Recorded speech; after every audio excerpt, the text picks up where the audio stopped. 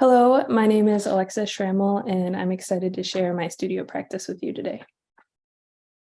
I have so many people to thank in this journey, but I will keep it short and thank the MFA admin, Sarah Kylie Ellen, my mentors, George and Monroe, thesis committee members, Pung and Edson, grad prep professors, Ida and Ziba, my friends and family, and most importantly, my mom. I would like to start my presentation with a quote from Robin Wall Kimmerer in Braiding Sweetgrass. Paying attention is a form of reciprocity with the living world, receiving the gifts with open eyes and open heart. So what do I pay attention to? Running themes in my practice are labor play, care, process, collaboration, and constructed ecosystems. This is my constructed ecosystem. In my studio, I often describe it as playful curiosity. Here, I set up stations where I experiment, question, and iterate my process. Before coming to MCAD, I was making geometric abstract landscape paintings. While studying pre-art therapy, my practice was based in therapeutic art techniques and a flow state of mind. I worked through feelings of relief by engaging my energy between the subconscious and conscious minds. I used my process as a guide for myself where relaxation and creativity merged. During my first semester, I broke away from painting to explore installation. This is the first iteration of holding space where I chose to work with a single material to cover up the East alcove at the MFA gallery.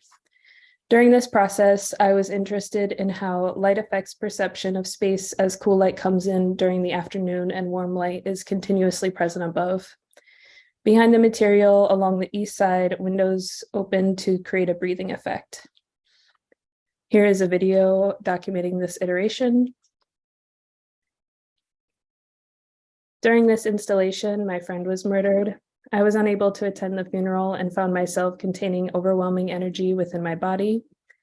I used the process of labor to expend my grief and create an intimate space. In the most recent iteration, I included a poetry reading for myself and others to share stories. One of the many artists that inspire my work is Tara Donovan. In this work, she utilizes mass-produced materials and changes our perception of styrofoam cups by using light installation and minimal processing. Another inspiration for me is Anne Hamilton. In the event of a thread, the cloth is raised and lowered with swings. Everyone's presence is registered in the materials of it, and that in turn makes its weaving. This work is interesting to me because of the complexity of interaction and play.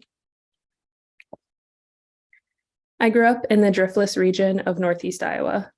This area is geologically and culturally important as it was not covered by ice in the last ice age.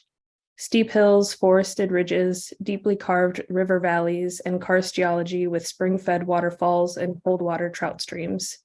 This landscape is characterized by indigenous artworks in limestone caves and sculpted ceremonial burial mounds.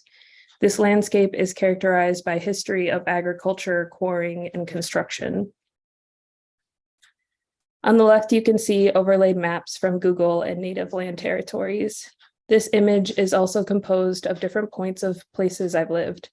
This system solidifies and complicates my relationship with the land.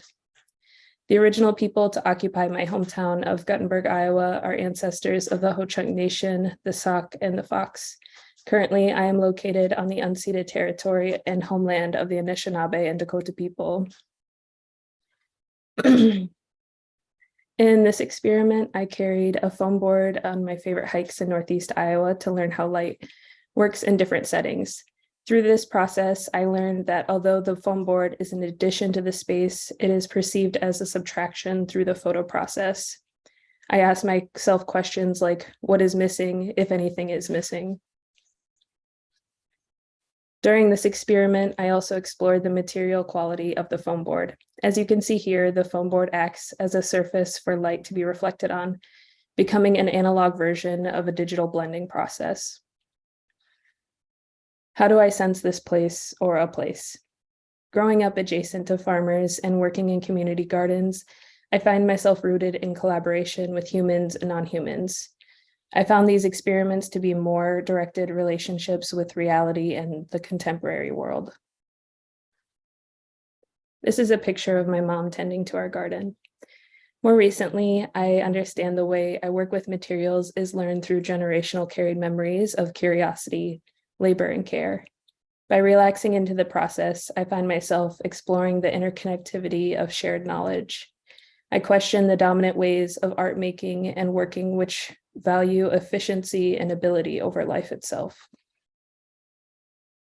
Similarly, Eva Hesse's work displays the process and labor of making.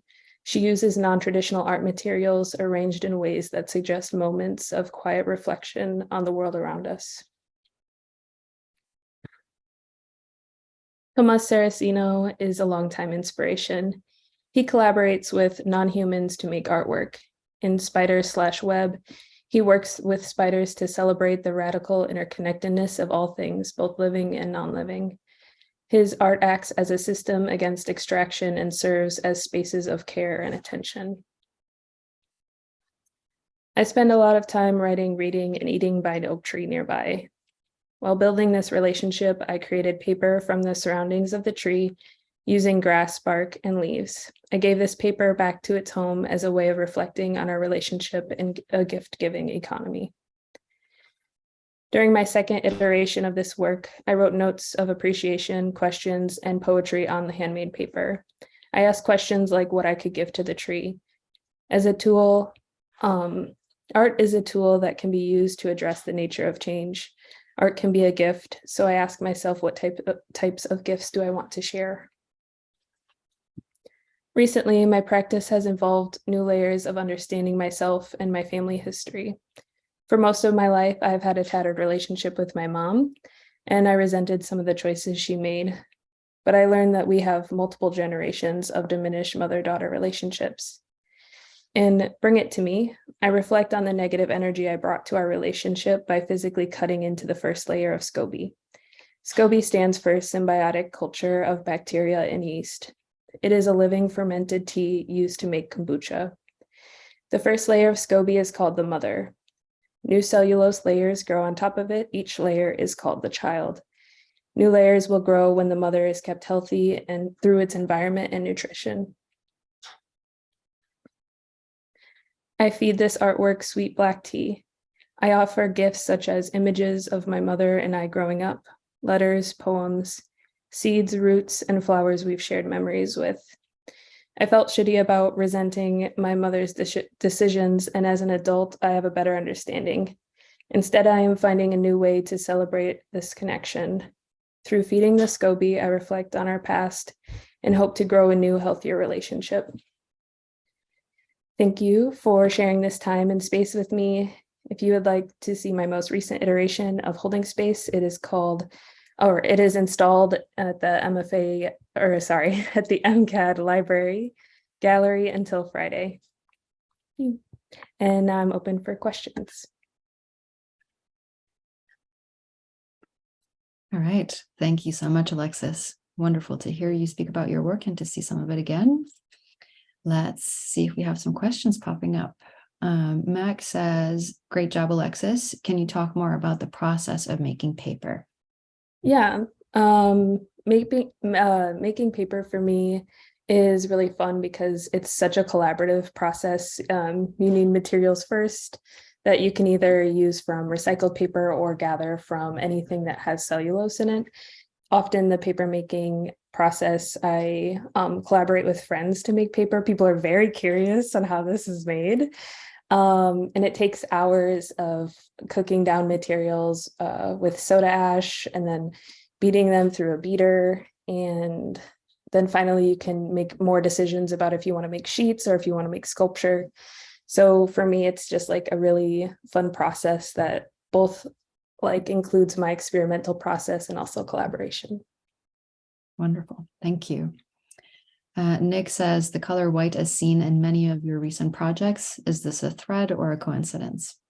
Yeah, I often find materials or that are, I don't know, the way I choose materials is kind of like through whatever is already around me. So I'm minimally processing things in this aspect. Like through the foam board, I just had that laying around, and then I found out that through looking, I found the reflective material with it that was interesting. I think also I wasn't like particularly choosing white as a color to focus on, but just that a lot of things happened already be bleached, and that's why the color white was so often represented in the work, because I wasn't trying to paint it or change it like through color, like colorization, other than like through lights. Okay. Matthew says, can you detail the healing process involved in the SCOBY exhibit? Did the culture recover the area cut out? And was that scar identifiable still after time? What does that mean to you, if so? Yeah, so this is exciting. The SCOBY is still growing. And the first layer is healing over top of the cutting of the letters. So it is healing between the letters, and then it's also making another layer on top of it at the same time. So you can still see the like bring it to me text, but it's also slowly fading as new layers are going on top of it. Mm-hmm. And you also asked, what does that mean to me? I think that's me just trying to reflect on healing my relationship with my mom.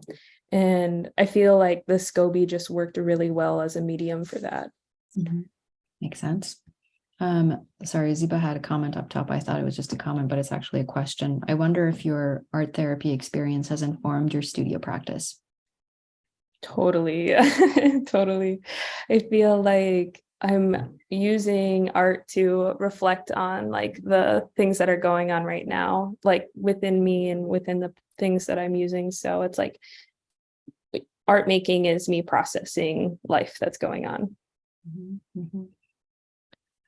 Rosario says, great job. Can you speak to the decision not to add changes to materials? I've heard you mention this kind of decision making to not alter materials before, and I'm curious to the thinking behind this choice.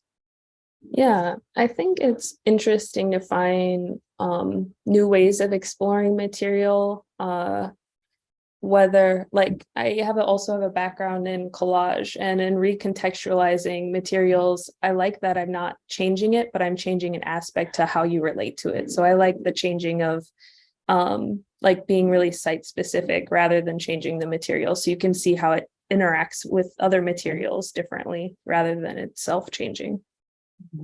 Okay. Melinda says, very interesting. Thank you. Your comments on efficiency and ability make me think about how we can continue to encourage older adults to engage in art making while reducing their concerns about ability or efficiency. Yeah. Let's see. Oh, George says, wonderful work, Alexis. Thanks for sharing. How does paying attention to your material affect how you see them in your installations? Yeah, I think it through material learning, like investigating the material through different iterations and different like context, makes me realize how important site-specific installation is in my work. And that processing allows me to make different connections through the materials. Okay. Gonna see if you can, oh, got another one here. What's the longest duration of your work? This is such a good question. I often I feel like it's hard for me to think of my artwork as a being finished or completed. I think of everything that I've started as a continuation, and I like to draw back in ideas and themes and materials that I've used in the past into current work. So I would say, I don't know which one is the longest duration, because I think it's all very long durational, slow work. Nothing is finished yet, is it? Okay. Well, thank you so much, Alexis. It was a pleasure to hear you, and congratulations once again. Best of luck with everything. Thank you.